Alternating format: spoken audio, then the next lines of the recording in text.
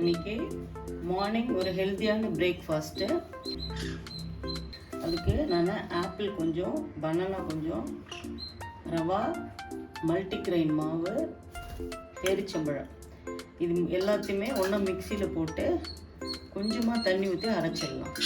மிக்சியில் போட்டு இதை அரைச்சி ஒரு 1/2 அன் ஹவர் ஊற வச்சிடலாம். இப்போ மிக்சியில் அரைச்சாச்சு.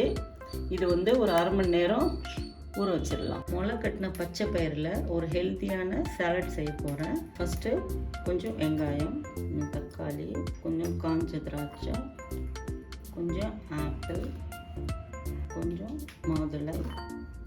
இதை முதல்ல போட்டு மிக்ஸ் பண்ணிக்கலாம். உப்பு போட்டுக்கலாம். எல்லாத்தையும் நல்லா மிக்ஸ் பண்ணிக்கலாம். எல்லா டேஸ்ட்டும் ஒன்றா சேரும்.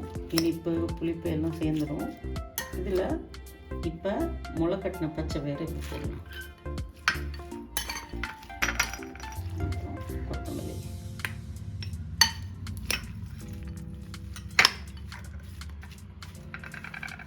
இப்போ இதில் கொஞ்சம் லெமன் போடலாம். லெமன்கிறது ஆப்ஷனல் தான். கொஞ்சோண்டு மிளகுத்தூள், கொஞ்சமாக மிளகுத்தூள், ஏன்னா பசங்க கொடுக்கும்போது காரம் பார்த்துக்கணும். கொஞ்சோண்டு சீரகத்தூள். ஒரு 5 மினிட்ஸ் 10 மினிட்ஸ் கழித்து எடுத்து சாப்பிடும்போது எல்லா ஃப்ளேவரும் மிக்ஸ் ஆகி, எல்லா சுவையும் மிக்ஸ் ஆகி இருக்கும். இது ஒரு கப் சாப்பிட்டாவே நல்லா ஹெவியாகவும் இருக்கும். பேன்கேக்கு அந்த மாவு ரெடி ஆகிடுச்சு. இது கொஞ்சம் ரொம்பவே திக்காக இருக்கு. அதனால் கொஞ்சம் நம்ம தண்ணி ஊற்றிக்கலாம். அதில்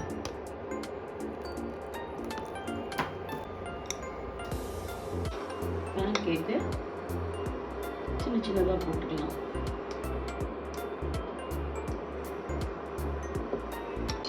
நான் கொஞ்சம் தேங்காய் எண்ணெய் யூஸ் பண்ணுறேன். அதுக்கு நெய் கொஞ்சம் யூஸ் பண்ணுறேன். மூடி வைக்கலாம்.